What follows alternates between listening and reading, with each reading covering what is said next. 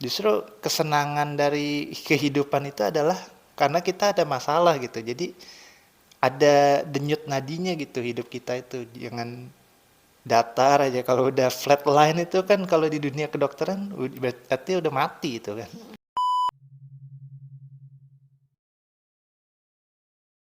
Halo teman-teman, kembali lagi bersama kita di Triple B. Nah, hari ini buku apa nih yang dibahas? Hari ini kita bahas Mark Manson, sebuah seni untuk bersikap bodoh amat. Kita ke bab 2, oke? Judulnya kebahagiaan itu masalah. Sebenarnya isinya itu kebalikan dari si judulnya ini kalau menurutku nih. Jadi intinya kalau kita semasa hidup itu jangan berharap nggak ada masalah gitu hidupnya. Kenapa? Ya, kalau nggak ada masalah mah kita nggak bisa belajar dari kesalahan itu tadi gitu.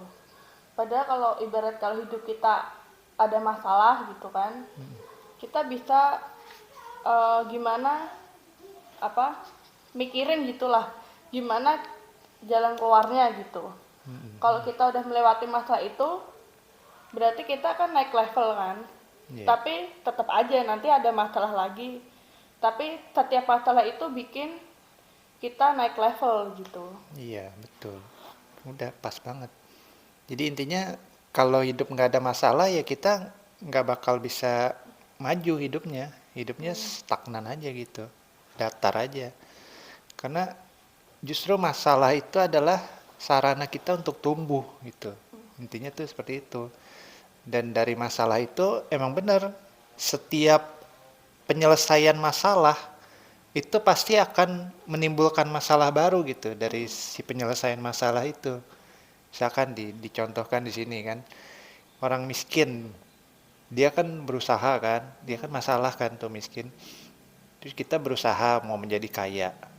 Terus dari itu kan berarti udah selesai dong masalah si miskin tuh udah selesai gitu jadi kaya kan.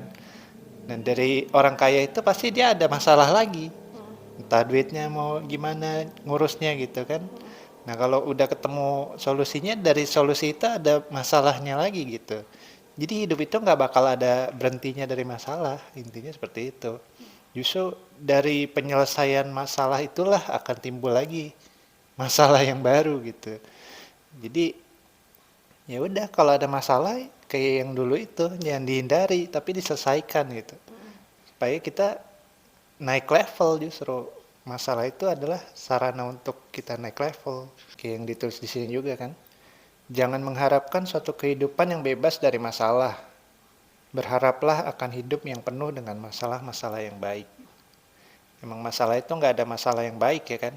Masalah itu ya tetap aja sebuah masalah. Tapi kalau kita dapat masalah, yang kita harapkan itu jangan mendapatkan masalah yang kecil gitu. Tapi berdoanya minta pundak yang kuat. Supaya walaupun kita ditiban oleh masalah yang besar, kita bisa tetap gitu. Menopangnya. Iya bisa kuat. Karena kita dikasihnya diri kitanya yang kuat, bukan masalahnya yang kecil. Kalau kita minta diringankanlah masalahku, yaitu kita naik levelnya jadinya lambat gitu.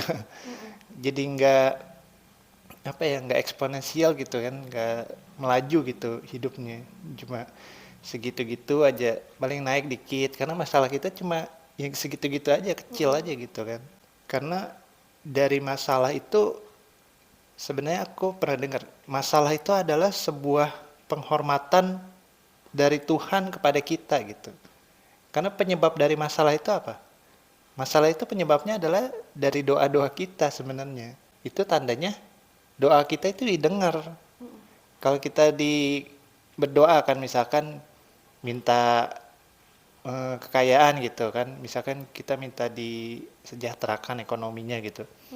Ya berarti kita pasti bakal dikasih soal masalah-masalah uang gitu. Kalau kita berdoa minta ditinggikan derajatnya ya kita pasti bakal dapat godaan-godaan tentang itulah pangkat-pangkat segala macam kan. Nah dari situlah kita harusnya bersyukur gitu kalau dapat masalah. Karena masalah itu adalah sebuah bentuk penghormatan dari Tuhan bahwa doa kamu itu udah aku dengar gitu. Nah, sekarang giliran kamu untuk berusaha menggapai doa yang kamu sebutkan itu tadi gitu. Cara kamu gimana supaya bisa meraih yang kamu doakan itu gitu.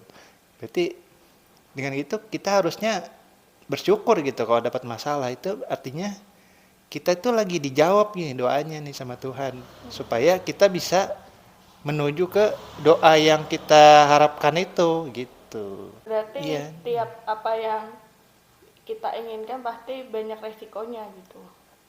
Iya, sebenarnya bukan resiko sih. Itu adalah cara Tuhan supaya menunjukkan kamu itu kan minta ini.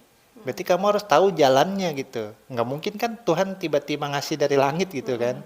Itu. Jadi Tuhan tuh nunjukin jalannya kita gitu. Kamu harus lewat sini, sini, sini, step-stepnya gitu. Nah dari step-step itulah kita dikasih masalah-masalah itu. Soalnya kan kalau kita minta sesuatu yang besar, ya kita harus punya tanggung jawab yang besar dong. Kalau kita punya enggak apa sih? Kalau kita minta sesuatu yang besar, atau langsung dikasih gitu rezeki nomplok, dan kitanya belum siap, ya itu kayak yang dulu kita ceritain kan? Tumbang. Iya, punya dikasih pembebasan lahan berapa miliar, hilang semua uangnya kan? Gitu.